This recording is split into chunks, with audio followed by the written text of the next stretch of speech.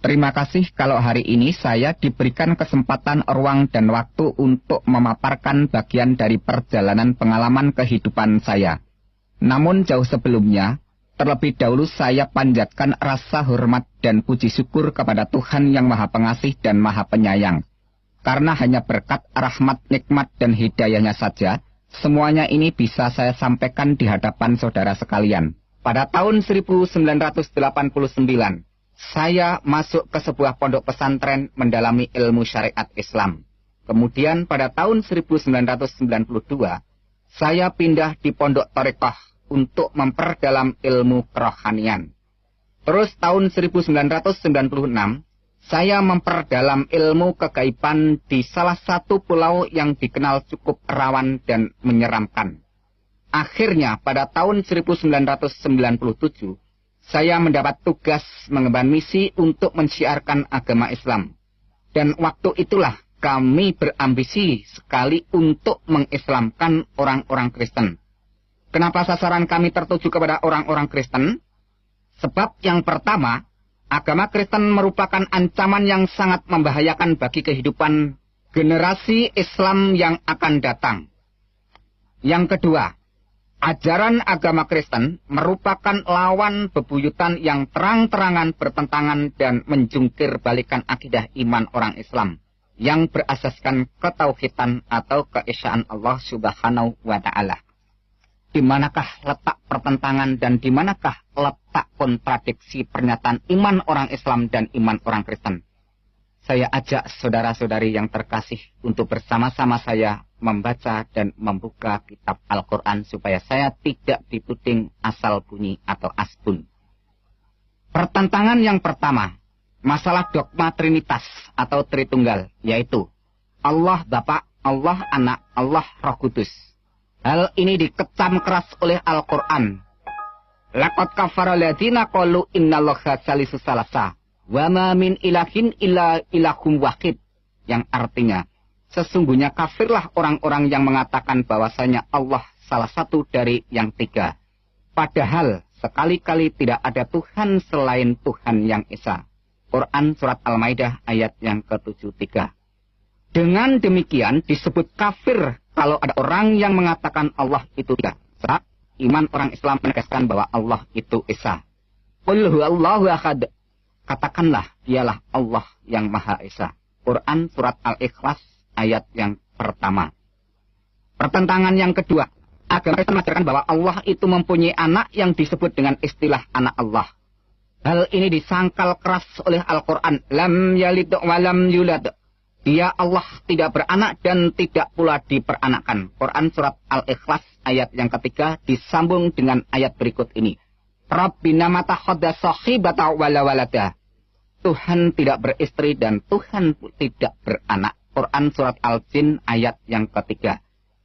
Pertentangan yang ketiga, Kristen menekankan bahwa Isa Al-Masih itu Allah atau Tuhan. Inilah yang sangat ditolak oleh seluruh lapisan umat Islam dari golongan orang yang paling awam sampai ke tingkat golongan orang cendekiawan. Sebab hal itu sangat dikecam oleh Al-Quran dengan keras dan tegas. Laqad kafara alladziina qalu innallaha wal masihu ibnu Maryam. Sesungguhnya telah kafirlah orang-orang yang mengatakan sesungguhnya Allah ialah Al-Masih putra Maryam. Quran Surat Al-Maidah ayat yang ke-72. Pertentangan yang keempat, orang Kristen mengimani dan mempercayai bahwa Yesus atau Isa itu mati dibunuh. Hal ini juga disanggah dengan tegas oleh Al-Quran. Wa qaulihim inna qatalada Masiha Isa bana Maryama Rasulullahi wa ma qataluhu wa ma salabuhu walakin subihallahum wa innal ladzina ikhtalafu fihi lafi saqim minhu malahum bihi min ilmin illa tiba abani wa ma qataluhu yaqina, yang artinya demikian. Dan karena ucapan mereka sesungguhnya kami telah membunuh Al-Masih Isa putra Maryam Rasul Allah, padahal mereka tidak membunuhnya dan tidak menyalibnya, tetapi orang yang diserupakan dengan Isa bagi mereka. Sesungguhnya orang-orang yang berselisih paham pembunuhan Isa benar-benar dalam keraguan-raguan tentang yang dibunuh itu. Mereka tidak mempunyai keyakinan tentang siapa yang dibunuh itu, kecuali mengikuti persangkaan belaka. Mereka tidak pula yakin bahwa yang mereka bunuh itu adalah Isa. Quran Surat An-Nisa ayat yang ke-157. Pertentangan yang berikutnya yaitu yang kelima. Kitab orang Kristen yang dipegang sekarang sudah tidak suci atau asli lagi, karena sudah disembunyikan dan dirubah dengan pernyataan ayat Al-Quran. Ya ahlal kitabi qad ja'akum rasuluna yubayyinu lakum katsiran mimma kuntum tukhfuna minal kitabi wa ya'fu an katsirin. Qad ja'akum minallahi nurun wa kitabum mubin. Hai ahli kitab, sesungguhnya telah datang kepadamu rasul kami, menjelaskan kepadamu banyak dari sisi Alkitab yang kamu sembunyikan dan dibiarkannya. Sesungguhnya telah datang kepadamu cahaya dari Allah dan kitab yang menerangkan. Quran Surat Al-Maidah ayat yang ke-15 yang disambung dengan ayat berikut ini. Afatadma'una ayyu'minu lakum wa qad kana fariqum minhum yasma'una. Falamma wahi summa yuqarifunahu min ba'dima aqaluhu wa hum ya'lamun. Yang artinya, apakah kamu masih mengharapkan mereka akan percaya kepadamu? Padahal segolongan dari mereka mendengar firman Allah, lalu mereka mengubahnya setelah mereka memahaminya, sedang mereka mengetahui. Quran Surat Al-Baqarah ayat yang ke-75.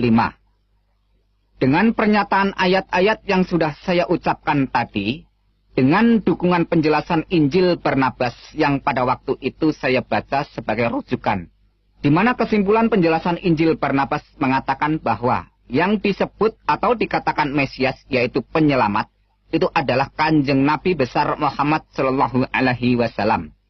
Melihat data-data yang cukup akurat dan kuat, maka dengan demikian orang Kristen telah distempel dengan label atau dicap dengan sebutan orang kafir. Mulai dari semua penjelasan pernyataan tadi, serta dengan sebuah pegangan keyakinan Al-Quran, Surat Al-Imran ayat 19, yang demikian bunyinya.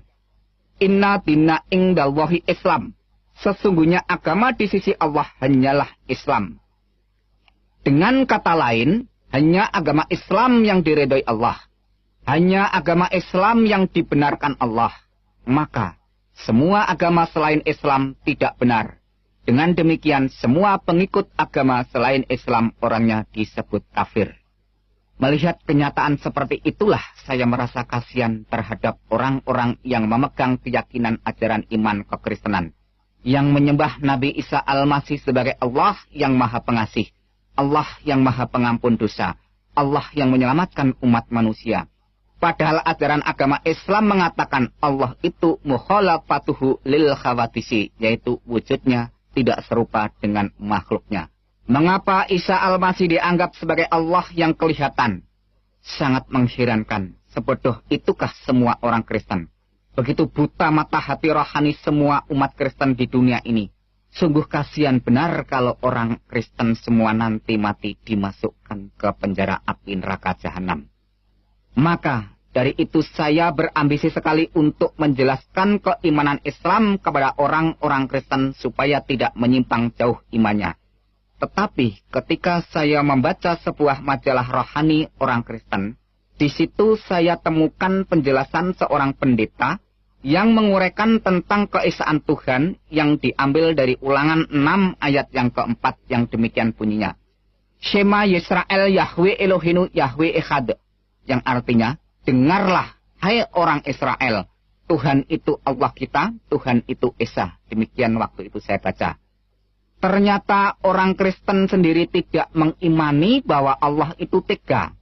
Tidak seperti yang saya bayangkan selama itu. Jadi sebelum saya pergi untuk mengislamkan orang Kristen, saya memutuskan terlebih dahulu untuk mempelajari tentang iman orang Kristen yang sebenarnya. Di awal tahun 1997 itulah, setepatnya saya melangkah keluar rumah, berangkat menuju ke salah satu daerah Jawa Tengah untuk syiar agama Islam.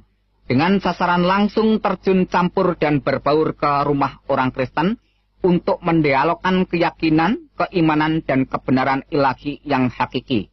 Setiap hari saya beradu argumentasi, bahkan sampai berbulan-bulan saya perdebatkan dengan orang-orang Kristen yang sudah belajar di meja teologia, maupun yang sudah menyandang gelar STH sampai MPH. Tapi, tak satu pun orang Kristen pada waktu itu yang sanggup menyanggah dan menggoyahkan keyakinan Islam saya. Bahkan seringkali saya serang dengan bermacam-macam pertanyaan yang membuat mereka geliputan dan keteteran di dalam memberikan jawaban yang selalu berputar-putar dan sangat menyimpang dari sasaran kebenaran yang semakin membingungkan pikiran saya.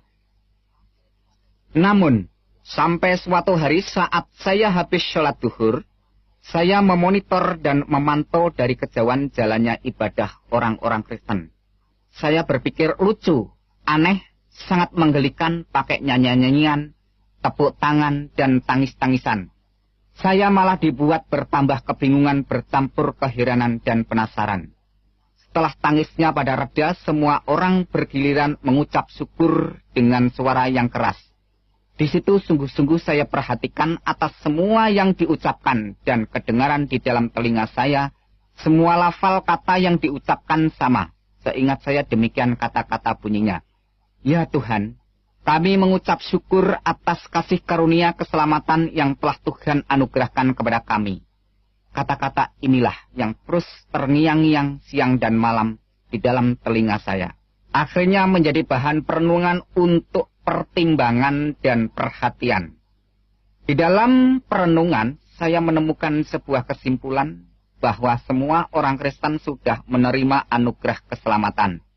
Sedangkan saya masih terus berdoa siang dan malam minta-minta untuk diberi keselamatan. Allahumma inni as'aluka selamatan fid dunya wal akhirah. Ya Allah, berikanlah aku keselamatan di dunia dan di akhirat. Rabbana atina fid dunya hasanah wa fil akhirati hasanata wa qina adzabannar. Ya Tuhan, berikanlah kami kebaikan di dunia dan kebaikan di akhirat. Wa qina adzabannar, dan jauhkanlah kami dari azab atau siksa neraka jahanam. Di samping itu, saya juga mendoakan Kanjeng Nabi Muhammad serta keluarganya supaya diselamatkan. Allahumma sholli ala syahidina Muhammad wa ala ali syahidina Muhammad. Ya Allah, berikanlah keselamatan kepada junjungan Kanjeng Nabi besar Muhammad sallallahu alaihi wasallam, dan selamatkan juga kepada seluruh keluarga Kanjeng Nabi Muhammad. Dari situ saya bertambah semangat untuk mengkaji lebih dalam pernyataan ayat-ayat Al-Quran. Mulai dari surat Al-Fatihah sampai surat Anas, yang saya bacakan langsung aja. Surat Al-Fatihahnya demikian bunyinya. Bismillahirrahmanirrahim. Alhamdulillahi rabbil alamin arrahmanir rahim maliki yaumiddin. Iyyaka na'budu wa iyyaka nasta'in ihdinas siratal mustaqim. Siratal ladzina an'amta 'alaihim ghairil maghdubi 'alaihim waladdallin. Itu bunyi Al-Fatihah. Demikian bunyi surat Anas.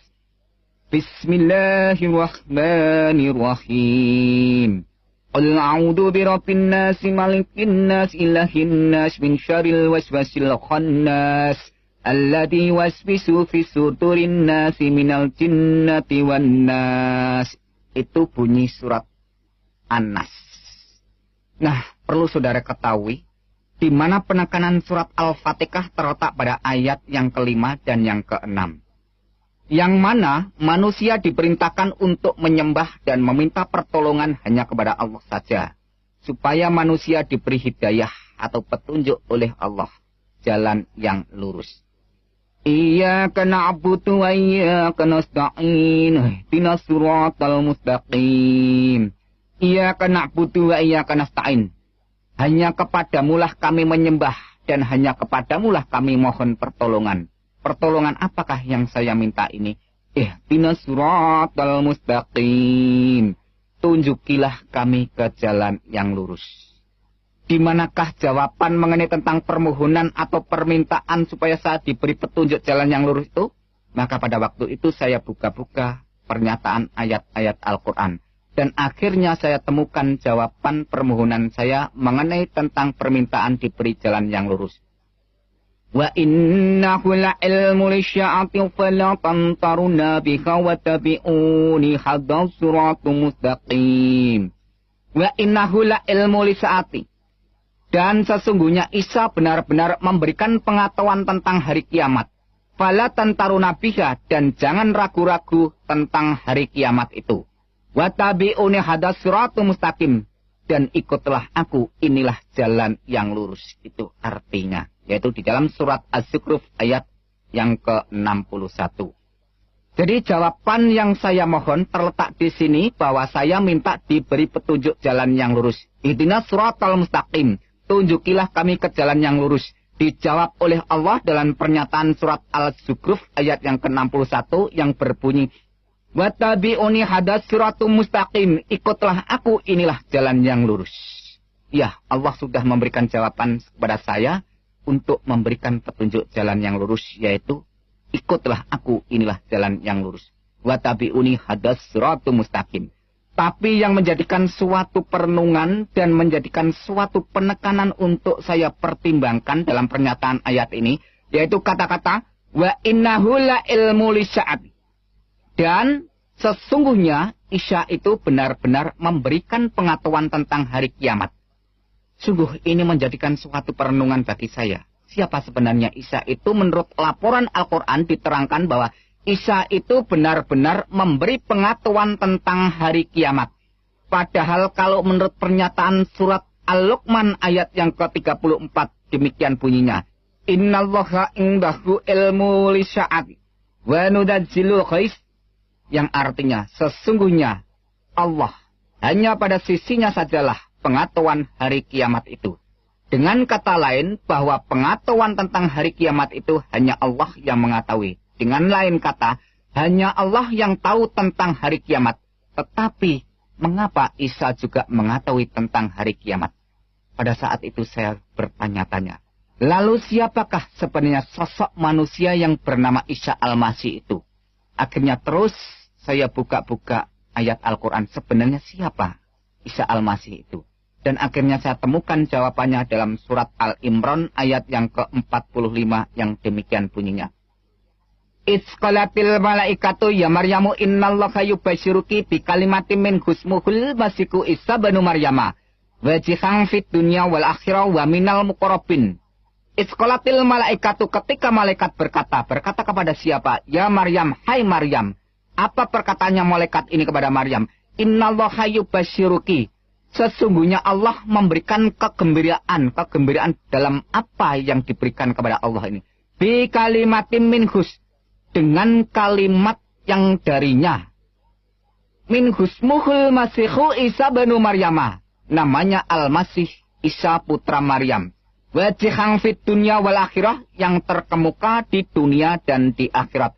Wa minal muqarrabin, dan yang terdekat dengan Tuhan. Wah, ini merupakan suatu perenungan tersendiri pada waktu itu. Di mana kalau saudara ketahui dan saya jelaskan bahwa yang menurut laporan malaikat ini memberikan pernyataan bahwa Maria diberi kabar kegembiraan oleh Allah. Dan apa bentuk kegembiraan itu? Yaitu bi kalimatin. Yaitu dengan kalam, dengan firman atau dengan sabdanya Allah itu. Dengan kata lain bahwa Maria ini mendapat kabar gembira berupa kalamnya Allah. Maka saya renungkan pada waktu itu. Kalau begitu yang dikandung Maria itu adalah kalamnya Allah. Firmannya Allah. Maka dengan kata lain bahwa kalam yang ada di dalam gua Garbo maupun di dalam kandungan Maria yang menjadi manusia, lahir itulah yang disebut sebagai Mesias atau penyelamat.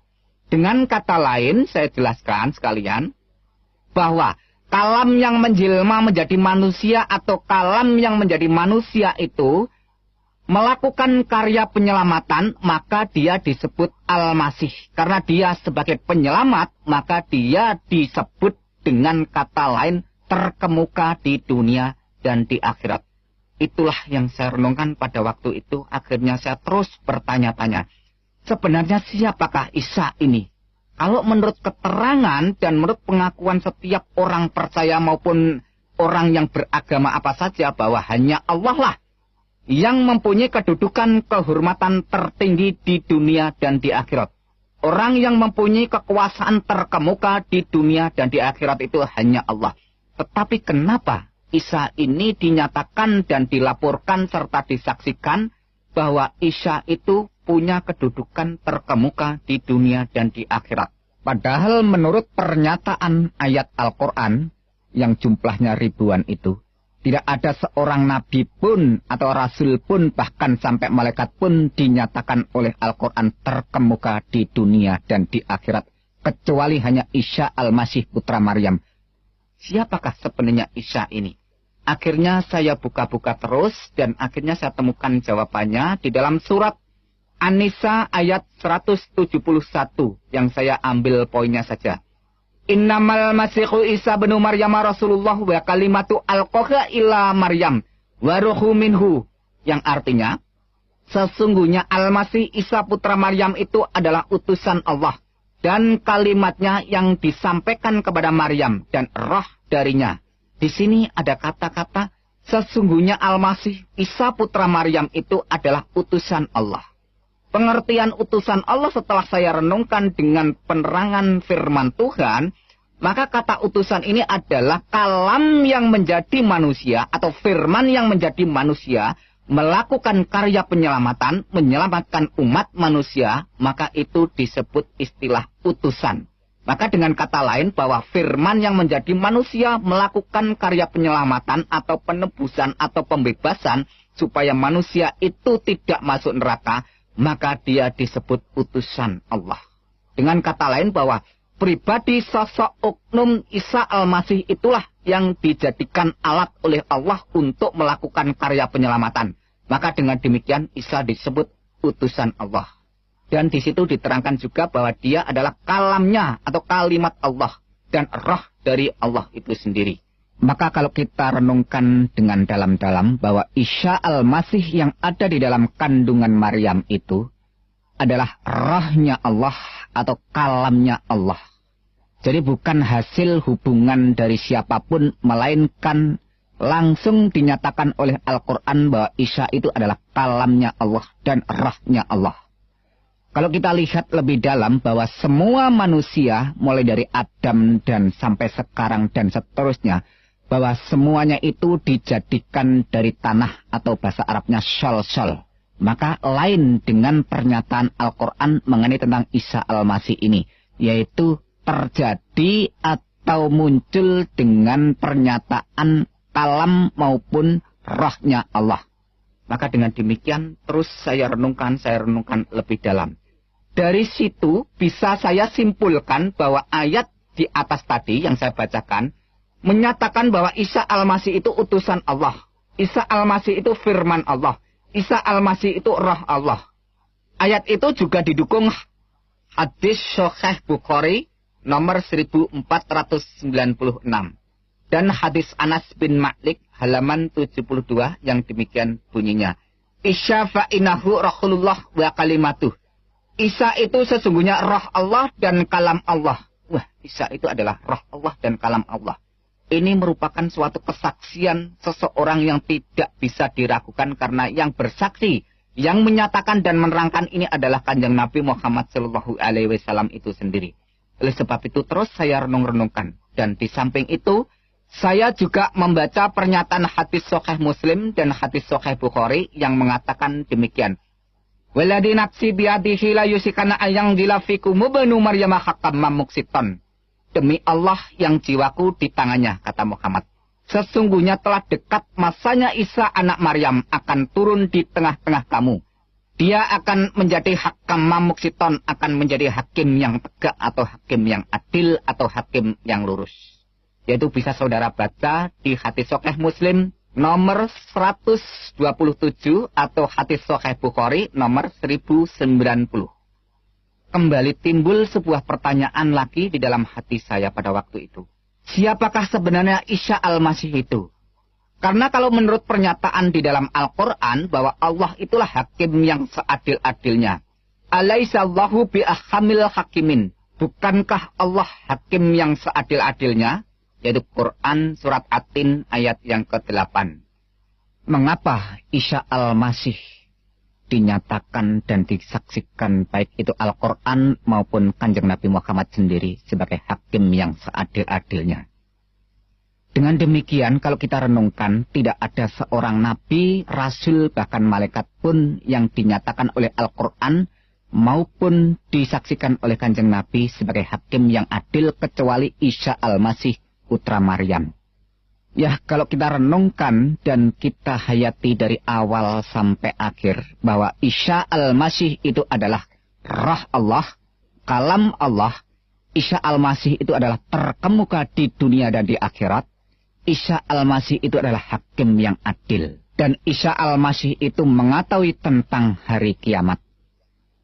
Memang semua itu sudah jelas, tetapi saya tetap belum mau mempercayai dan mengimani Yesus itu adalah Tuhan dan Juru Selamat saya. Mengapa? Karena masalah keyakinan, kepercayaan, dan keimanan tidak segampang orang membalikkan telapak tangan langsung terima dan diaminkan. Atau tidak semudah orang yang beli jajan di pinggir jalan langsung ditelan jadi kenyang. Tetapi ini masalah hati nurani yang suci. Maka membutuhkan pencerahan, penerangan Sang Ilahi yang Maha Suci, supaya hati nurani ini dapat mengambil suatu keputusan untuk menyatakan keberanian tentang kebenaran yang datang dari Tuhan, pencipta dan penguasa semesta alam. Maka untuk mendukung dan memperkuat semuanya itu, saya langsung terus untuk mengumpulkan data-data yang bersumber dari Al-Quran maupun hadis, yang berkaitan dengan kesaksian dan pengakuan mengenai pernyataan tentang Isa al-Masih itu. Inilah data-data yang sudah saya kumpulkan dari pernyataan Al-Quran. Quran surat 19 ayat 19. Di sana dikatakan, Isa al-Masih seorang anak laki-laki yang suci. Quran 19 ayat yang ke-21. Di sana dikatakan, Isa al-Masih sebagai tanda bagi manusia dan rahmat dari Tuhan. Quran surat 3 ayat yang ke-46 dan Quran surat 5 ayat yang ke-19, ayat yang ke-20 dan ayat yang ke-110. Di sana dikatakan, Isa al-Masih semasa dalam buayan dan ayunan sudah bisa berbicara dengan manusia. Quran surat 19 ayat yang ke-31, di sana dilaporkan, Isa al-Masih seorang yang diberkati Allah di mana saja berada.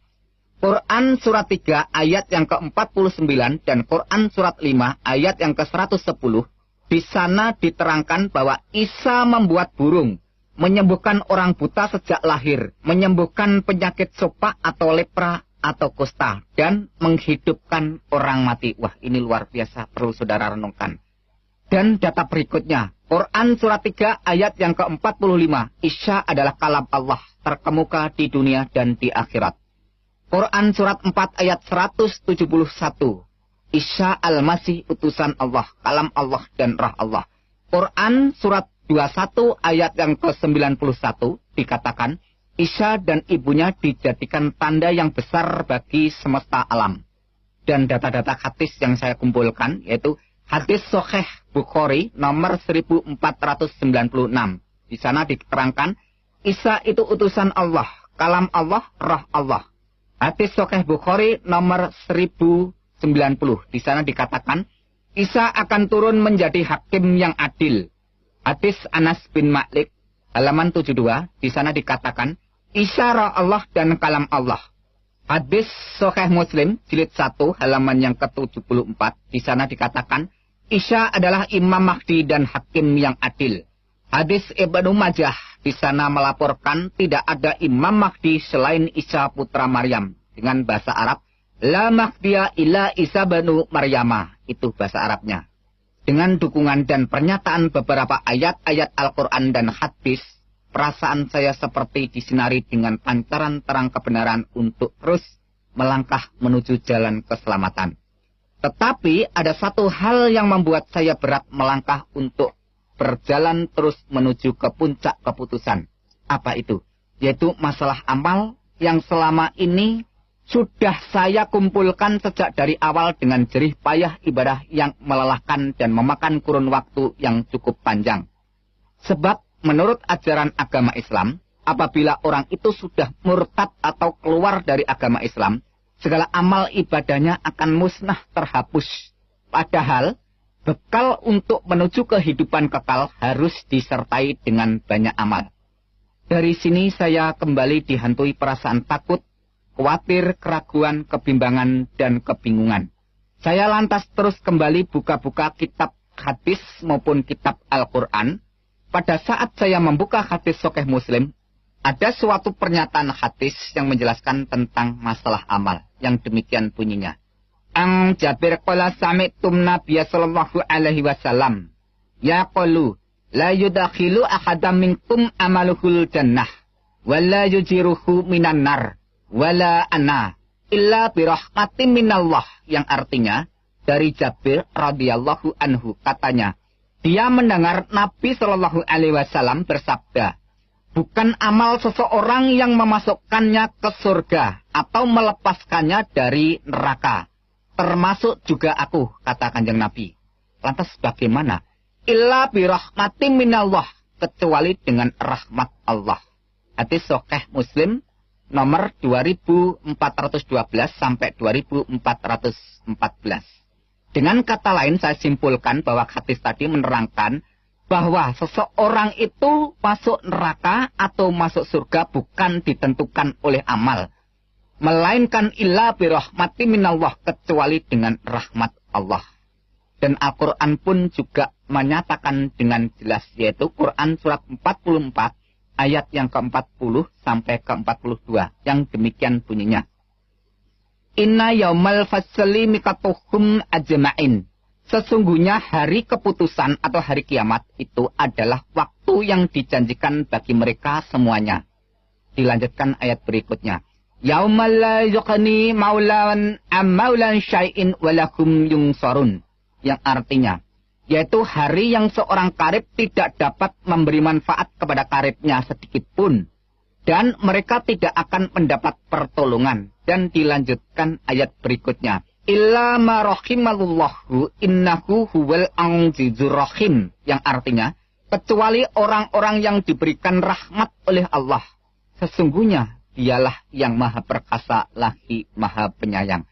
Nah, kesimpulan dari Quran surat Ad-Dukhan ayat yang ke-40 sampai 42 menyatakan, pada hari keputusan atau hari penghakiman atau hari pengadilan, tak seorang pun kerabat dekat yang bisa memberi manfaat atau memberikan pertolongan, kecuali orang yang diberi rahmat oleh Allah.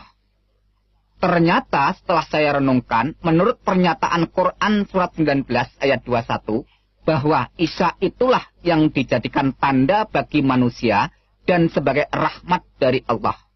Qala kadzalika qala rabbuka huwa alayya hayyinun walinaj'alahu ayatan linnas wa rahmatan minanna wa kana amran maqdiyah. Yang artinya, Jibril berkata, demikianlah Tuhanmu berfirman, hal itu adalah mudah bagiku, dan agar dapat kami menjadikan suatu tanda bagi manusia dan sebagai rahmat dari kami. Dan hal itu adalah suatu perkara yang sudah diputuskannya. Waduh, luar biasa. Akhirnya, sudah tidak saya ragukan lagi, sudah saya tidak bimbangkan lagi mengenai tentang pernyataan ayat-ayat Al-Quran maupun hadis yang menerangkan atau menyaksikan atau melaporkan siapakah sebenarnya Isa Al-Masih itu. Maka di tahun 1997 itu pun secepatnya saya mengambil keputusan dengan tegas menyatakan iman bahwa Yesus Kristus itu adalah benar-benar Tuhan dan Juru Selamat saya secara pribadi, serta Tuhan dan Juru Selamat seluruh umat manusia. Dengan demikian, segeralah saya minta dibaptis sebagai tanda pertobatan dan pengakuan iman saya menjadi pengikut Yesus Kristus. Sekarang resmilah saya menjadi pengikut Yesus Kristus. Perasaan senang dan tenang selalu mengalir di dalam iman dan rohani saya. Sebab Al-Quran pun juga mengakui, Itzqalallahu, ya Isa, ini mutawafika warafi'uka ilayya wa mutahhiruka minal ladina kafaru. Waja'ilul ladina tabaqafaqal ladina kafaru illa yaumil qiyamah. Yang artinya, ketika Allah berfirman, hai Isa, Sesungguhnya aku akan menyampaikan kamu kepada akhir ajalmu, dan mengangkat kamu kepadaku serta membersihkan kamu dari orang-orang kafir, dan menjadikan orang-orang yang mengikuti kamu di atas orang-orang kafir hingga hari kiamat. Ini saya renungkan bahwa pengikutnya Isa itu menurut laporan dan keterangan Al-Quran surat Al-Imran ayat yang ke-55 memberikan pernyataan bahwa pengikut Isa Al-Masih itu diberi kedudukan dan status kehormatan di atas orang-orang kafir. Atau dengan kata lain, di atas orang-orang yang tidak percaya. Dengan demikian, pengikut Nabi Isa, pengikut Isa Al-Masih, itu menurut laporan Al-Quran tadi, bahwa pengikutnya dimuliakan, ditinggikan kedudukannya di atas orang-orang kafir. Jelas dan singkatnya bahwa pengikut Isa Al-Masih itu dimuliakan di atas orang-orang yang tidak percaya. Sampai kapankah pernyataan ini? Menurut ayat berikutnya dijelaskan. Illa yaumil kiamah, sampai hari kiamat. Jadi perlu saudara ketahui bahwa sampai saat ini belum terjadi hari kiamat. Maka dengan demikian, siapa saja yang mau percaya dan mau menjadi pengikut Isa Al-Masih dinyatakan oleh Al-Quran dimuliakan di atas orang-orang kafir. Maka dengan pernyataan ayat-ayat Al-Quran dan penjelasan hadis itu, iman saya sebagai pengikut Yesus Kristus semakin dikuatkan dan mantap. Sebab masalah keselamatan, kalau sampai ditunda-tunda hingga ajal tiba, akibatnya akan fatal dan gagal total, sampai kekal. Sesal dan kesal tiada artinya karena sudah tidak ada jalan keluarnya. Karena itu saya cepat-cepat bertobat sebelum terlambat. Sebab Al-Quran sendiri sudah mengingatkan semua orang dengan tegas dan keras. Wa iminkum ila wariduka kana ala rabbika katman magdiya. Dan tidak seorang pun daripadamu melainkan mendatangi neraka. Hal itu bagi Tuhanmu adalah suatu kepastian yang sudah ditetapkan. Quran surat 19 ayat yang ke-71. Bisa saudara baca di dalam tafsir Al-Azhar oleh Profesor Dr. Hamka. Di sana ditegaskan dengan jelas bahwa semua orang masuk neraka, tidak pandang bulu dia berbuat baik atau berbuat jahat. Semuanya dinyatakan masuk neraka. Nah, kenapa semua orang masuk neraka? Karena ada ayat Al-Quran yang berbunyi demikian. Innahu mayati rabbahu mujrimang fa'inalahu jahannam. La yamutu fiha wala yahya. Yang artinya, sesungguhnya barang siapa datang kepada Tuhannya dalam keadaan berdosa, maka sesungguhnya baginya neraka jahanam. Ia tidak mati di dalamnya dan tidak hidup. Yaitu Quran surat 20 ayat yang ke-74.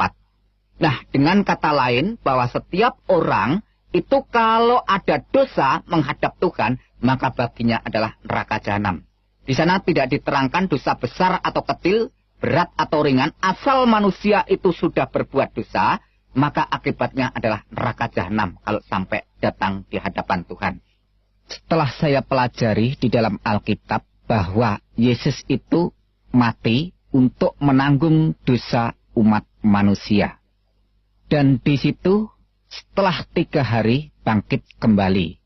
Maka dengan demikian Yesus Kristus memberikan pernyataan, Man amana wa atamada khalas wa ma lam yu'miyudan. Barang siapa yang percaya dan dibaptis diselamatkan. Tetapi barang siapa yang tidak percaya akan dihukum. Jadi jelasnya bahwa Yesus mati itu untuk menebus dosa umat manusia.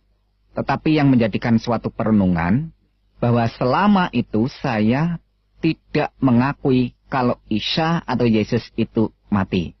Namun setelah saya renungkan kembali dalam pernyataan Al-Quran bahwa Isa itu benar-benar lahir, benar-benar mati, dan benar-benar bangkit. Hal semacam ini diterangkan oleh Quran surat Maryam ayat yang ke-33. Yang di sana langsung saya terjemahkan bahasa Indonesianya saja. Dan kesejahteraan semoga dilimpahkan kepadaku. Maksudnya adalah Isa Al-Masih. Pada hari aku dilahirkan. Yaitu pada hari Isa Al-Masih dilahirkan. Pada hari aku meninggal. Yaitu pada hari Isa Al-Masih meninggal. Dan pada hari aku dibangkitkan, yaitu pada hari Isa Al-Masih dibangkitkan, hidup kembali. Dengan kesimpulan kronologis ayat di atas, pertama, dilahirkan atau hidup, kedua, meninggal atau mati, ketiga, bangkit atau keluar dari kubur, dan keempat, hidup kembali, alias realita kenyataan bahwa yang hidup kembali setelah mengalami kematian itu bukan setan, bukan siluman, dan bukan tipuan, melainkan benar-benar Isa. Jadi, yang jelas urut-urutannya, lahir, meninggal, bangkit, hidup kembali. Dan sekarang kita buka lagi Quran surat Al-Imran ayat yang ke-55. Kita ambil poinnya saja. Hai Isa, sesungguhnya aku akan menyampaikan kamu kepada akhir ajalmu dan mengangkat kamu kepadaku. Dengan kata lain, kesimpulannya, Allah akan menyampaikan ajal atau kematian Isa, dan Allah akan mengangkat Isa kepadanya. Jadi di sini juga jelas urut-urutannya. Mati, diangkat. Dengan kata lain, mati dulu baru diangkat. Jadi dengan jelas Al-Quran menyatakan bahwa Isa itu benar-benar mati dan benar-benar diangkat. Sesuai dengan pernyataan Alkitab itu sendiri bahwa Tuhan Yesus Kristus sadar benar-benar apa yang akan terjadi dan apa yang akan dialami pada dirinya. Ia telah mengatakan kepada para muridnya terlebih dahulu sebelum sesuatu terjadi. Maksudnya sebelum sesuatu itu dialami kematiannya. Menurut pernyataan Yesus Kristus, pada waktu itu mengajak para muridnya demikian katanya. Sekarang kita pergi ke Yerusalem dan anak manusia akan diserahkan kepada imam-imam kepala dan ahli-ahli Taurat. Dan mereka akan menjatuhi dia hukuman mati. Dan mereka akan menyerahkan dia kepada bangsa-bangsa yang tidak mengenal Tuhan. Supaya ia diolok-olokkan, disesah, dan disalibkan. Dan pada hari yang ketiga, ia akan dibangkitkan. Matius 20, ayat yang ke-18 sampai 19. Singkatnya, Yesus tahu dan sadar benar, hadir dan perannya di dunia ini menjadi korban atau penebus dosa umat manusia.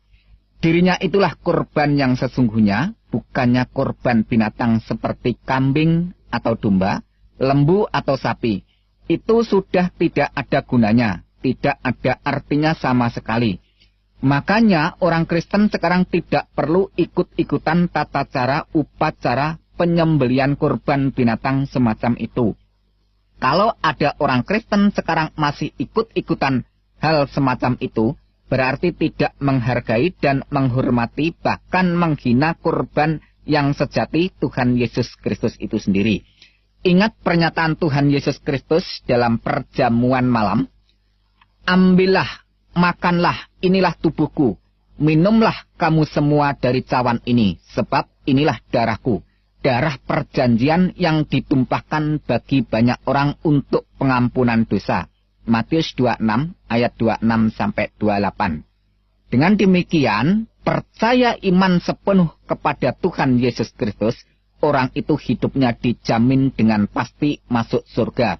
Tidak ada istilah kata mudah-mudahan masuk surga. Kenapa demikian? Sebab Tuhan Yesus Kristus sudah membuktikan bahwa ia sekarang ada di surga. Bahwa ia sekarang berkuasa di surga. Inilah rahasia iman Kristen, korban penyalipan, kematian, dan kebangkitan Tuhan Yesus Kristus. Kalau Yesus Kristus tidak bangkit hidup kembali, imannya orang Kristen mubazir sia-sia. Sebab mengimani pribadi dan ajarannya, tapi tidak membuktikan apa-apa. Mengajar kebangkitan, tapi dia sendiri tidak bangkit. Mengajar atau menawarkan orang masuk surga, dia sendiri tidak membuktikan naik ke surga. Kalau begitu, tidak ada bedanya dengan pemimpin-pemimpin agama lain. Tapi, syukurlah, semuanya itu telah dibuktikan dengan nyata oleh Yesus Kristus Tuhan dan Juru Selamat kita.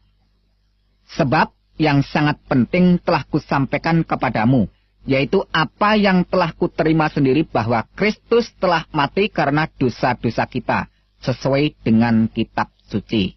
Sekarang bagaimana? Apakah saudara masih tidak percaya bahwa Yesus Kristus itu Tuhan? Baiklah, akan saya tunjukkan bukti yang bisa saudara lihat sendiri. Bukti bahwa Yesus itu Tuhan. Dia berjanji dengan pasti memasukkan semua orang ke surga yang percaya dan beriman kepadanya. Dan saudara ketahui sendiri, terbukti banyaknya orang bertobat dan beriman kepada Tuhan Yesus Kristus sejak dari zaman dulu hingga sekarang. Di antara salah satu sekian banyak orang adalah saya sendiri. Mungkin saudara berpikiran dengan berbagai macam penafsiran tentang diri saya pribadi. Ya, silahkan, itu sah-sah saja. Tapi perlu saudara ketahui dan saudara sadari bahwa orang-orang yang hidup di negara maju dan orang-orang yang hidup di negara modern itu adalah orang-orang yang ilmu pengetahuannya tinggi, orang-orang yang kaya, orang-orang yang terhormat dan orang-orang yang terpandang. Tapi mengapa mereka semua itu mau percaya menyembah Yesus Kristus? Jawabnya sudah pasti jelas. Mereka itu semua tahu benar bahwa Yesus Kristus adalah Tuhan dan Juru Selamat seluruh umat manusia. Makanya mereka semua itu yang imannya sungguh-sungguh tidak akan pernah bisa digeser oleh keyakinan iman agama apapun. Sebab mereka semua mengetahui dan sadar benar bahwa hanya satu sosok pribadi saja yang bisa menyelamatkan orang dari siksa neraka, yaitu sosok pribadi yang berkuasa di surga dan di bumi. Siapakah dia? Yaitu Yesus Kristus yang adalah Tuhan dan Juru Selamat seluruh umat manusia yang percaya kepadanya.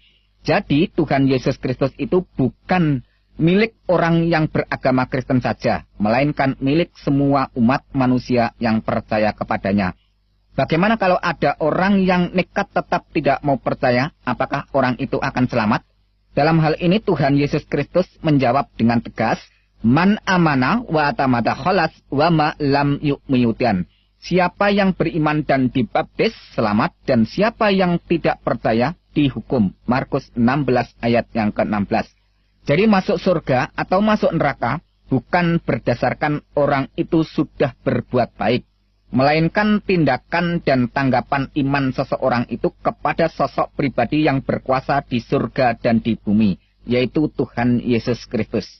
Dan Tuhan Yesus Kristus terus mengingatkan kepada semua orang dengan menyatakan yang jelas. Karena itu aku tadi berkata kepadamu bahwa kamu akan mati dalam dosamu, yaitu kamu akan binasa dalam neraka karena keangkuhan dan kesombonganmu, yaitu tidak mau percaya kepadaku. Jika kamu tetap tidak percaya bahwa aku adalah Dia, yaitu penyelamat seluruh umat manusia, maka kamu akan tetap dimasukkan ke dalam neraka. Keterangan itu bisa saudara baca sendiri di dalam kitab Injil Yohanes pasal yang ke-8. Dengan demikian, kalau kita mau renungkan lebih dalam, nasib seseorang bergantung kepada Yesus Kristus yang adalah Tuhan dan Juru Selamat seluruh umat manusia. Orang itu mau menanggapi atau menolak, mau mengimani atau tidak, silahkan memilih monggo kerso, tidak ada paksaan. Memang Tuhan itu maha kuasa, tetapi kuasanya tidak untuk memaksa siapa saja sebelum saatnya tiba. Akan tetapi, kalau saatnya sudah tiba, saudara tidak akan bisa lepas atau lolos dari pengadilan dan penghakiman maupun penghukumannya. Selama Tuhan masih memberikan kesempatan, nafas di kandung badan, marilah secepatnya ambil keputusan bertobat, datang beriman, menerima kasih karunia keselamatan yang dianugerahkan bagi setiap orang yang mau menerima dan beriman kepada Yesus Kristus Tuhan dan Juru Selamat seluruh umat manusia. Perlu saudara ketahui dan sadari lebih dalam lagi, bahwa setan tidak akan tinggal diam kalau ada orang yang datang beriman kepada Tuhan Yesus Kristus.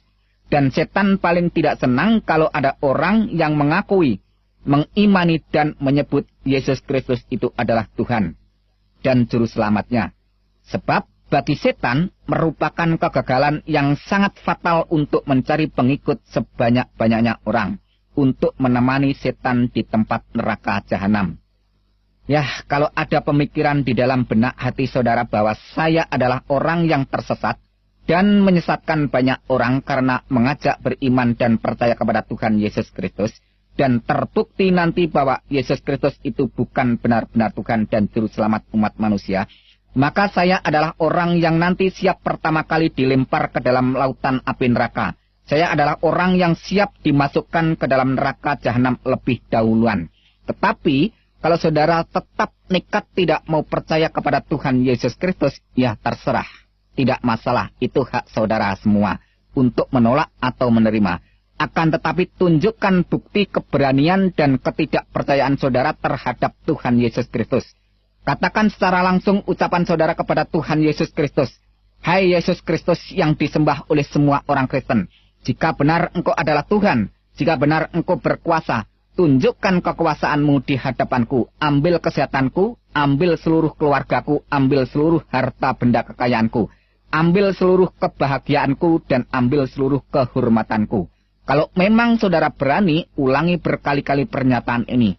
Saya meyakini secara pasti cepat atau lambat akan terjadi akibat peristiwa yang akan mengguncangkan kehidupan saudara.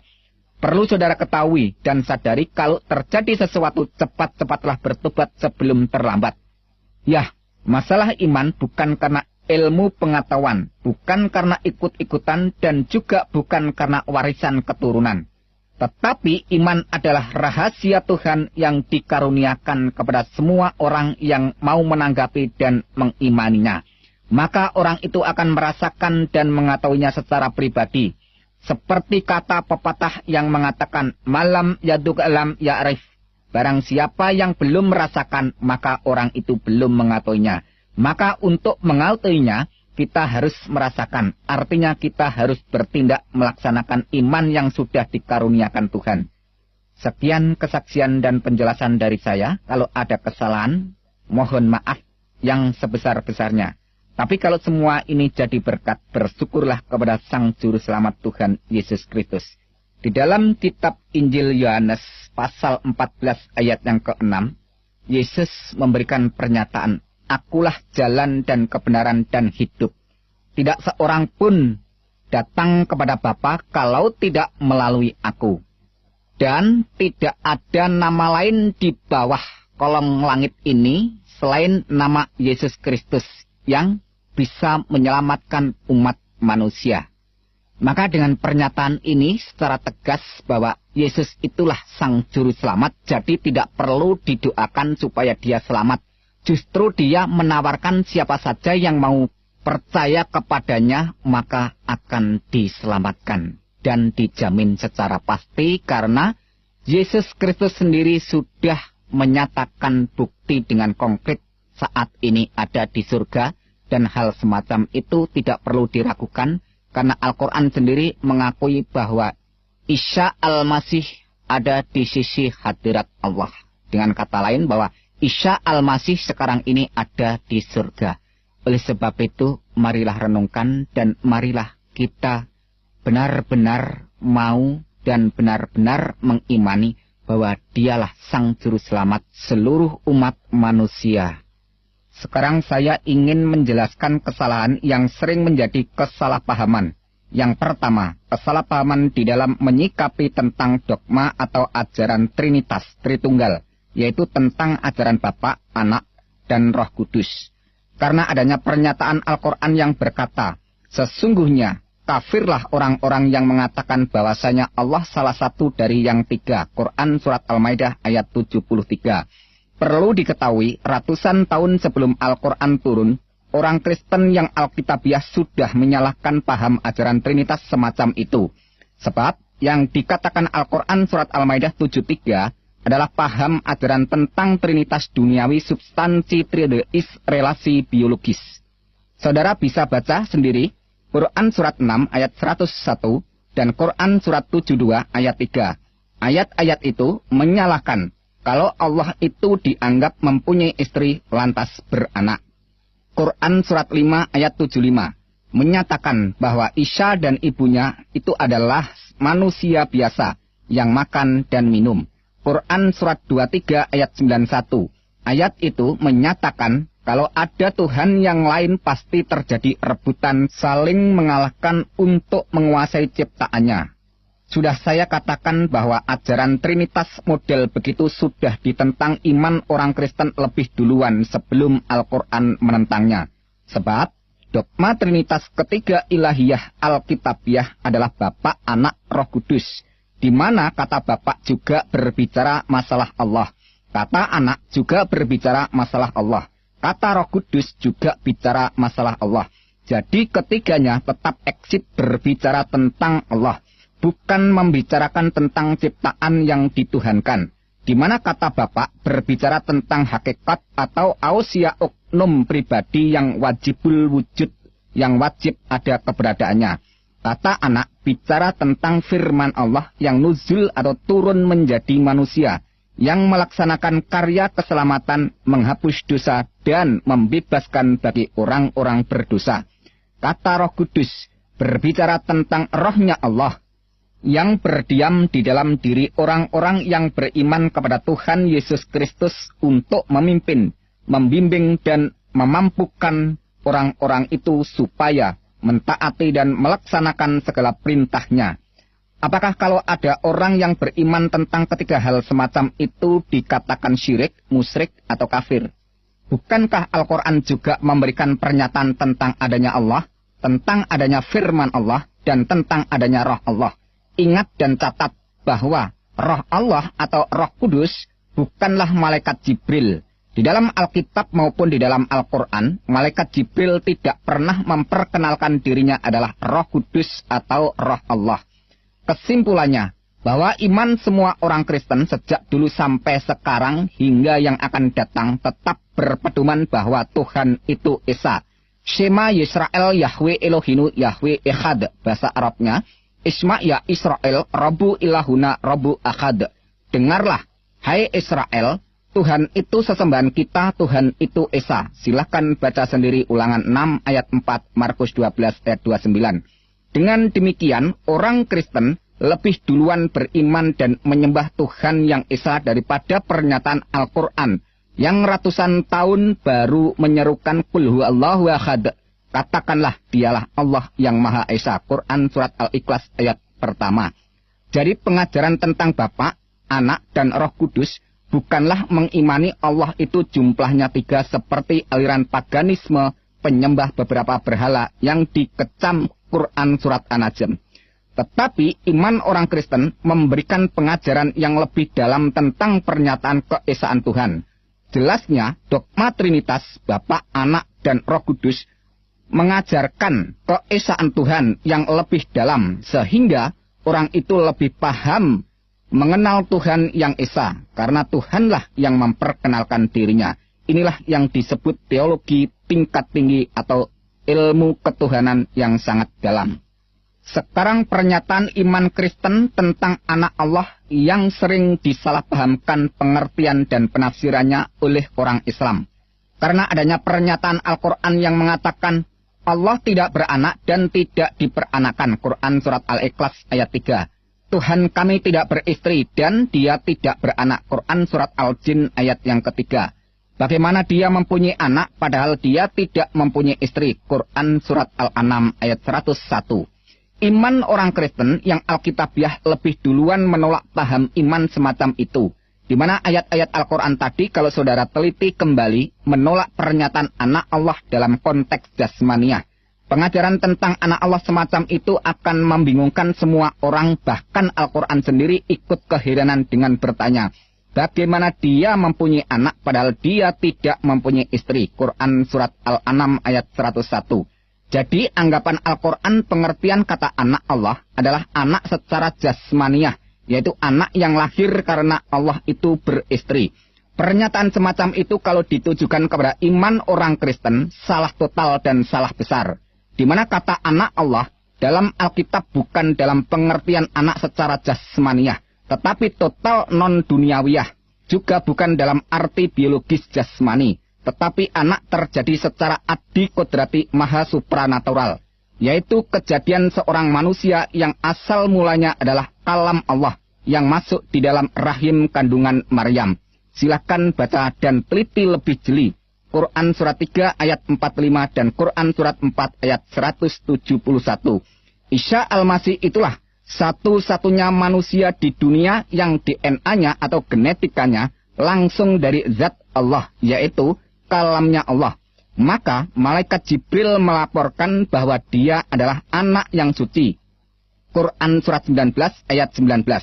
Padahal di dunia ini tidak ada manusia yang suci. Kalau toh ada manusia yang suci, hakikatnya bukanlah suci tetapi disucikan. Jadi jelas sekali beda makna dan arti. Jelasnya bahwa Yesus Kristus itu bukan ciptaan, bukan dicipta. Dalam hakikatnya yang adalah kalam Allah. Ratusan tahun sebelum Al-Quran turun, kitab Injil melaporkan lebih duluan dengan pernyataannya bahwa pada mulanya adalah firman. Firman itu ada di dalam hakikat Allah dan firman itu adalah Allah. Karena firman itu ada di dalam hakikat Allah, maka firman itu adalah Allah. Dan firman itu telah menjadi manusia. Silahkan baca Injil Yohanes 1 ayat 1 dan 14. Jadi kalau Yesus Kristus itu disebut anak Allah, bukan karena Allah itu mempunyai anak secara jasmani yang lahir dari istri Allah. Tapi firman Allah yang menjadi manusia, itulah disebut anak Allah. Bagaimana dengan Adam? Adam manusia pertama yang dibuat atau dicipta Tuhan dari sol-sol, yaitu bahan bakunya dari unsur tanah. Setelah itu manusia selanjutnya, DNA atau genetikanya melalui pembuahan dari sperma pria dan sel telur wanita yang diproses dalam rahim kandungan perempuan. Kecuali manusia yang bernama Yesus Kristus yang DNA atau genetikanya langsung dari atas. Makanya Tuhan Yesus Kristus bersabda kepada semua manusia, "Kamu berasal dari bawah, aku dari atas. Kamu dari dunia ini, aku bukan dari dunia ini." Yohanes 8 ayat 23. Oleh sebab dia bukan dari dunia ini, melainkan dari atas, maka pada waktu dia meninggal, badan wadaknya tidak tertinggal di bumi. Tepat sekali apa yang dikatakan kitab Yohanes 13 ayat yang ketiga, bahwa ia datang dari Tuhan dan kembali lagi kepada Tuhan. Sekarang jawaban tentang pernyataan Al-Quran yang mengatakan, sesungguhnya telah kafirlah orang-orang yang berkata, Allah ialah Al-Masih Isa putra Maryam. Pernyataan semacam ini kita harus tahu terlebih dahulu duduk permasalahan kata Allah dan kata Tuhan. Kata Allah berbicara masalah ilahiyah, hakikat atau ausia oknumnya, yaitu zat wajibul wujud, yang wajib ada keberadaannya. Sedangkan kata Tuhan berbicara masalah rububiyah, yaitu kekuasaan atau kuasa sang penguasa. Jadi kalau Yesus dikatakan Allah, itu mengacu pra keberadaannya atau sebelum keberadaannya menjadi manusia yang hakikat sebenarnya adalah firman. Karena dia itu hakikat yang sebenarnya adalah firman, maka sifatnya mukhalafatuhu lil khawadisi, yaitu tidak serupa dengan makhluk atau ciptaan. Kalau dia bukan ciptaan, lantas dia itu siapa?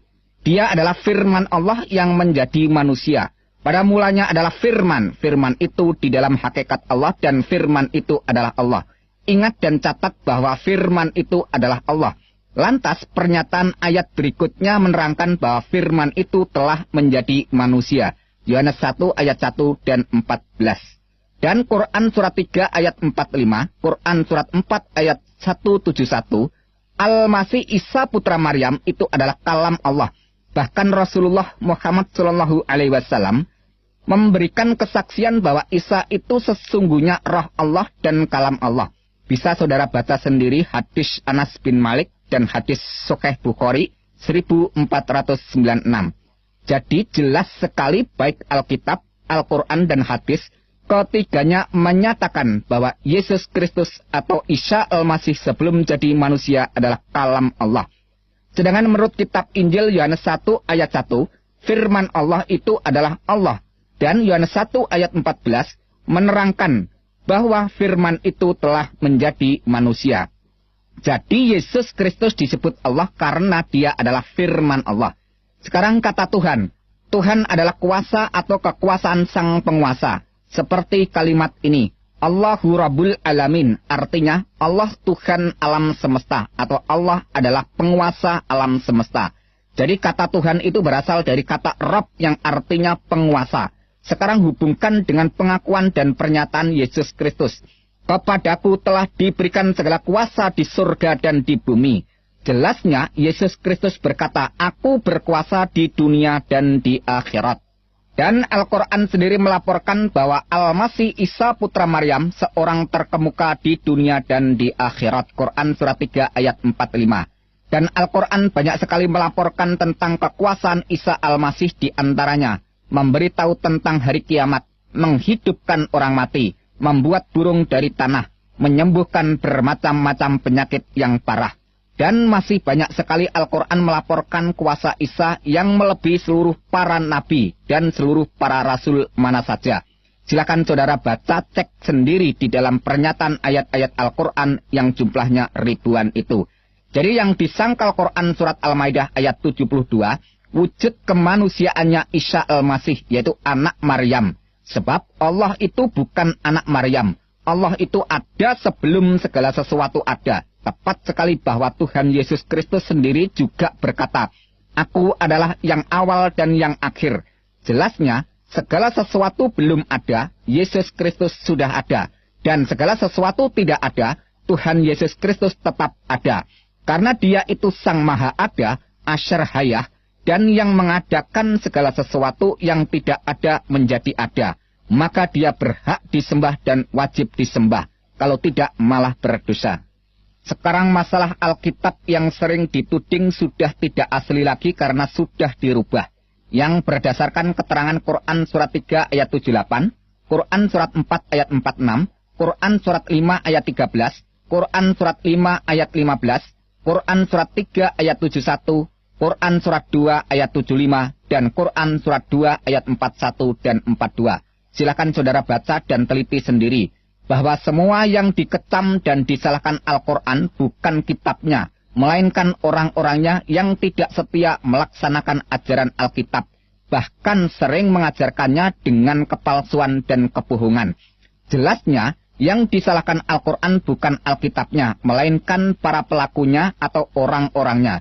Sebab semasa Rasulullah Muhammad SAW masih hidup, tidak pernah mempermasalahkan Alkitab yang sudah beredar di zaman itu.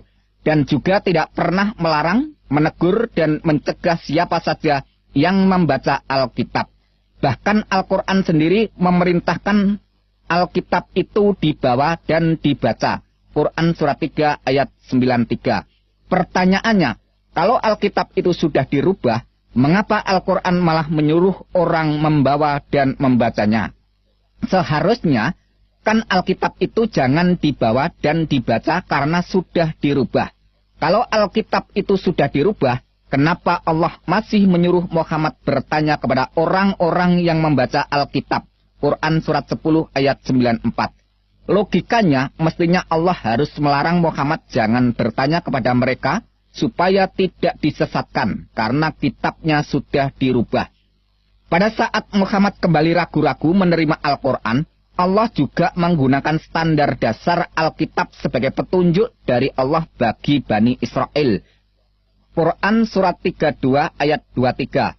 Dengan demikian, Allah masih mengakui kebenaran Alkitab secara sah. Bahkan banyak ayat-ayat Al-Quran menerangkan bahwa kitab Taurat dan kitab Injil itu dibenarkan oleh Allah. Quran surat 2 ayat 41, 89, 91, 101, 136. Quran surat 3 ayat 3, Quran surat 4 ayat 136, Quran surat 5 ayat 43, 44, 46, 47, 48, 68. Quran surat 6 ayat 92, Quran surat 10 ayat 73. Quran surat 43 ayat 4 dan Quran surat 26 ayat 196. Kalau Alkitab itu sudah dirubah, mengapa Allah masih tetap menyuruh Muhammad untuk mengimani Alkitab? Quran surat 29 ayat 46. Pertanyaannya, mengapa Allah masih tetap menyuruh Muhammad untuk mengimani Alkitab? Buat apa kitab yang sudah dirubah itu diimani? Bahkan Allah mengatakan kepada ahli kitab, tidak dipandang beragama sedikit pun hingga menegakkan ajaran Taurat dan Injil. Quran surat 5 ayat 68. Pertanyaannya, kitab Taurat dan Injil kan sudah dirubah. Mengapa masih harus ditegakkan? seharusnya kan Al-Quran saja yang diperintahkan untuk ditegakkan. Kalau benar Alkitab itu sudah dirubah, secara langsung mengatakan bahwa Allah tidak dapat memelihara kitab yang sudah diturunkan, karena membiarkan Alkitab yang sudah diturunkan itu dirubah orang. Ada yang berdalih dengan berkata demikian, makanya Allah menurunkan Al-Quran sebagai penyempurna kitab-kitab yang terdahulu. Pernyataan semacam itu justru menuduh Allah itu kurang bijak karena menurunkan Alkitab yang tidak sempurna. Dalam iman kekristenan, kalau Tuhan yang berfirman, Tuhan mampu dan sanggup menjaga keabsahan firman-Nya, seperti yang telah difirmankan.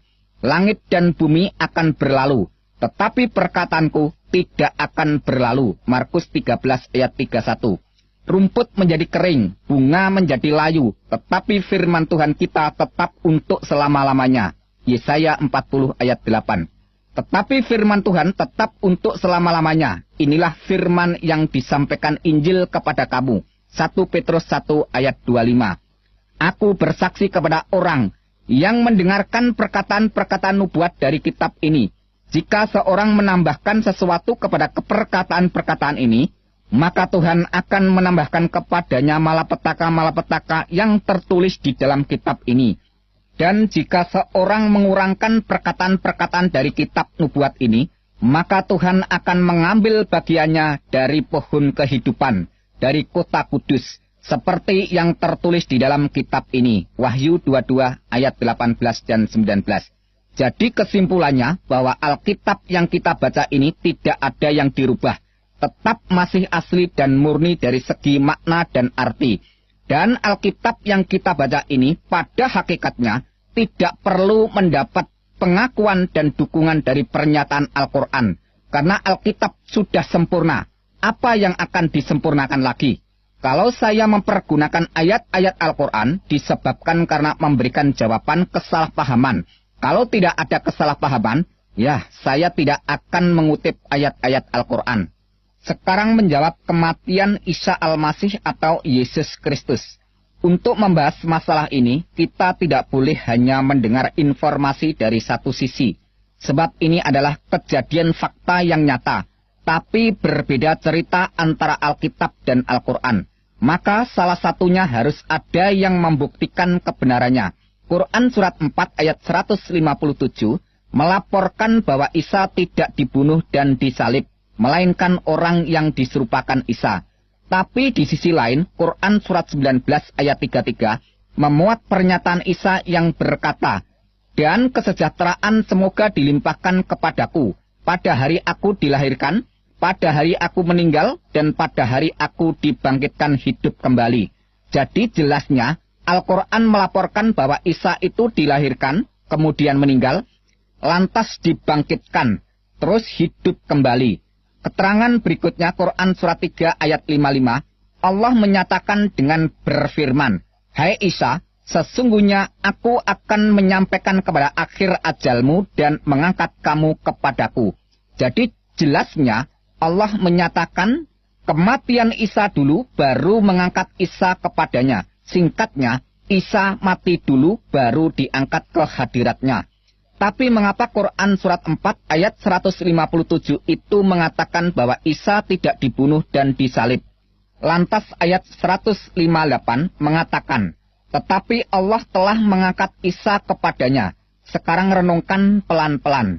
Dulu Al-Quran mengatakan Isa itu lahir, kemudian meninggal, lantas dibangkitkan, terus hidup kembali. Dan Allah sendiri menyatakan Isa itu mati dulu, baru diangkat kepadanya. Tapi tiba-tiba muncul keterangan yang bertentangan bahwa Isa tidak mati, tetapi diangkat Allah.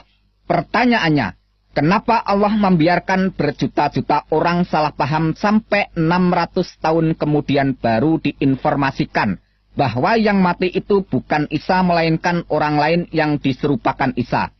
Kenapa Tuhan yang Maha Suci jauh dari dusta, sifatnya berubah demikian? Membiarkan orang tertipu sampai waktu sekian panjang lamanya.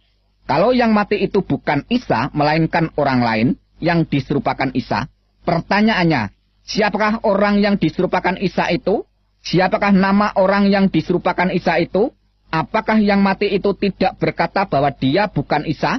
Dari keluarga siapakah orang yang diserupakan Isa itu? Dari asal daerah manakah orang yang diserupakan Isa itu? Apakah seluruh keluarganya tidak menerangkan bahwa yang disalib itu bukan Isa melainkan keluarganya? Bagaimana para tetangga dan teman-temannya apa juga ikut bungkam? Tahukah apa penyebabnya Isa Al-Masih itu dituntut hukuman mati dengan jalan disalib? Apakah karena menciarkan atau mendakwahkan ajarannya? Oh, tidak sama sekali. Melainkan pernyataan dan pengakuannya yang mengatakan bahwa kedudukan dirinya sederajat atau sama dengan Allah. Bagi semua orang, pernyataan semacam itu dianggap menghujat Allah. Dan hukumnya harus dibunuh mati. Sekarang bagaimana keterangan dari Alkitab tentang kematian Yesus Kristus? Menurut pernyataan dari Alkitab, semua orang mengakui bahwa yang mati di salib itu benar-benar Yesus Kristus. Dan Tuhan Yesus Kristus sendiri mengakui bahwa dirinya telah mati, tapi hidup kembali. Kata Tuhan Yesus Kristus, "Jangan takut, aku adalah yang awal dan yang akhir dan yang hidup. Aku telah mati, namun lihatlah, aku hidup sampai selama-lamanya." Wahyu pasal 1 ayat 17 dan 18. Coba sekarang renungkan yang bersangkutan sendiri mengakui, tapi orang lain tidak mau mengakui. Ini namanya lucu sekali. Kematian Tuhan Yesus Kristus yang sangat terpenting adalah untuk menebus, menghapus, dan mengampuni dosa umat manusia. Sejak waktu itu, Yesus mulai menyatakan kepada para murid-muridnya bahwa ia harus pergi ke Yerusalem dan menanggung banyak penderitaan. Dan pihak tua-tua, imam-imam kepala dan ahli-ahli Taurat, lalu dibunuh dan dibangkitkan pada hari ketiga. Matius 16 ayat 21. Dan Tuhan Yesus kembali mengulangi lagi pernyataannya itu di hadapan para murid-muridnya, serta mengajak mereka pergi ke Yerusalem. Sabdanya, "Sekarang kita pergi ke Yerusalem, dan anak manusia akan diserahkan kepada imam-imam kepala dan ahli-ahli Taurat, dan mereka akan menjatuhi dia hukuman mati, dan mereka akan menyerahkan dia kepada bangsa-bangsa yang tidak mengenal Tuhan, supaya ia diolok-olokkan, disesah dan disalibkan, dan pada hari yang ketiga ia akan dibangkitkan." Matius pasal 20 ayat 18 dan 19. Setelah sampai di kota Yerusalem, saatnya tiba makan malam. Ketika itu Tuhan Yesus Kristus mengambil roti dan cawan atau tempat minuman. Sambil menyodorkan makanan dan minuman, Tuhan Yesus Kristus berkata kepada para muridnya, "Ambillah, makanlah, inilah tubuhku. Minumlah kamu semua dari cawan ini, sebab ini adalah darahku, darah perjanjian yang ditumpahkan bagi banyak orang untuk pengampunan dosa." Matius pasal 26 ayat 26 sampai 28. Kesimpulannya bahwa Tuhan Yesus Kristus benar-benar mati untuk mengampuni dosa orang banyak. Firman Tuhan selanjutnya menyatakan, "Sebab jika kamu mengaku dengan mulutmu bahwa Yesus adalah Tuhan dan percaya dalam hatimu bahwa Tuhan telah membangkitkan dia dari antara orang mati, maka kamu akan diselamatkan. Karena dengan hati orang percaya dan dibenarkan, dan dengan mulut orang mengaku diselamatkan." Roma 10 ayat 9 dan 10. Tentang dialah semua nabi bersaksi bahwa barang siapa percaya kepadanya, ia akan mendapat pengampunan dosa oleh karena percaya kepada Tuhan Yesus Kristus. Kisah Para Rasul pasal 10 ayat 43.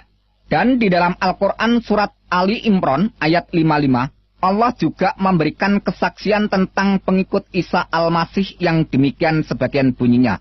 "Waja'ilul ladina tabaka fokal ladina kafaru illa yaumil qiyamah," yang artinya, "Dan menjadikan orang-orang yang mengikuti kamu," yaitu Isa, "di atas orang-orang kafir hingga hari kiamat."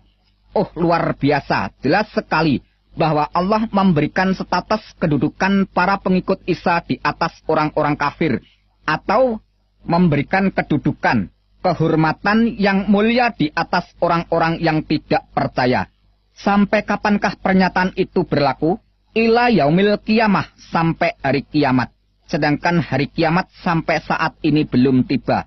Wah, ini kesempatan yang sangat terbuka bagi siapa saja yang mau percaya. Makanya kami lihat wajah orang-orang Kristen itu pada ceria dan bahagia, penuh kelimpahan berkat rahmat dunia akhirat. Itulah kunci rahasia bagi siapa saja yang mau percaya. Sekarang masalah kitab palsu Injil Barnabas. Yang perlu saudara ketahui terlebih dahulu, siapakah orang yang bernama Barnabas itu? Barnabas adalah seorang keturunan suku Lewi yang berasal dari Pulau Siprus. Dia menggabungkan diri dengan para rasul setelah Tuhan Yesus Kristus naik ke surga. Kisah para Rasul 4 ayat 36 dan 37. Dengan demikian, Barnabas bukanlah salah seorang dari 12 rasul yang dipilih langsung oleh Tuhan Yesus Kristus. Dan dia tidak pernah menulis kitab yang bernama Injil Barnabas. Lantas, siapakah yang menulis sebuah kitab palsu Injil Barnabas itu? Penulis kitab palsu Injil Barnabas adalah seorang keturunan Ismail. Dari mana bisa kita ketahui? Dari keterangan kitab palsu Injil Barnabas itu sendiri. Pasal 192 menerangkan demikian. Seluruh kitab ini aku belum dapat membacanya, karena pejabat tinggi agama itu di dalam perpustakaannya, aku membaca, telah melarang aku, mengatakan bahwa seorang keturunan Ismail telah menulisnya. Jelasnya demikian. Pejabat tinggi agama melarang untuk membaca kitab itu karena yang menulis kitab itu adalah seorang keturunan Ismail. Sudah jelas kita ketahui bahwa sepanjang sejarah tidak pernah ada seorang keturunan Ismail menulis kitab Injil. Dan kita ketahui bahwa kitab palsu Injil Barnabas ditulis sekitar abad ke-13 atau sekitar tahun 1300 Masehi. Dari mana kita ketahui kalau ditulis sekitar tahun itu? Dari keterangan kitab palsu Injil Barnabas yang menerangkan demikian, pasal 82 dan pasal 83, bahwa tahun Yubel diperingati setiap 100 tahun sekali. Padahal tahun Yubel yang sebenarnya diperingati setiap 50 tahun sekali sesuai yang tercatat di dalam kitab Taurat Imamat pasal 25 ayat 8 sampai 13. Tapi mengapa kitab palsu Injil Barnabas itu mengatakan bahwa tahun Yubel diperingati setiap 100 tahun sekali? Penulis kitab palsu Injil Barnabas telah terjebak ketidaktahuannya bahwa yang mengubah peringatan tahun Yubel dari setiap 50 tahun sekali diubah menjadi setiap 100 tahun sekali adalah Paus Bonifacius VIII pada tahun 1300 Masehi. Dengan demikian, bisa kita ketahui bahwa kitab palsu Injil Barnabas ditulis setelah abad ke-13 atau sekitar tahun 1300 Masehi. Kalau penulis Injil Barnabas itu adalah seorang rekan para rasul, keturunan suku Lewi dari Pulau Siprus, pasti sudah jelas dicatat pada abad pertama, bukan dicatat pada abad ke-13. Yang perlu diteliti lebih jeli lagi bahwa penulis kitab palsu Injil Barnabas tidak memahami situasi kondisi geografi daerah setempat. Di mana pasal 20 kitab Injil palsu Barnabas menceritakan bahwa Yesus dari Galilea menuju ke daerah Nazaret naik perahu. Padahal semua orang di sana sudah pada tahu kalau daerah Nazaret itu letaknya di daratan pedalaman, bukan di seberang lautan. Mana mungkin ada orang yang mau menuju ke daratan pedalaman naik perahu. Yang menjadikan perhatian sangat mengherankan di dalam kitab palsu Injil Barnabas pasal 21, merekam pengakuan setan yang menyatakan jumlah setan yang merasuk ke dalam diri orang yang kerasukan adalah 6.666 setan. Bukankah jumlah 6.666 setan jumlah bilangan yang sangat mengejutkan? Keterangan di dalam kitab palsu Injil Barnabas pasal 42, pasal 43, pasal 83, pasal 97, dan pasal 163 menerangkan bahwa Yesus menolak kalau dirinya dikatakan Mesias atau Al-Masih.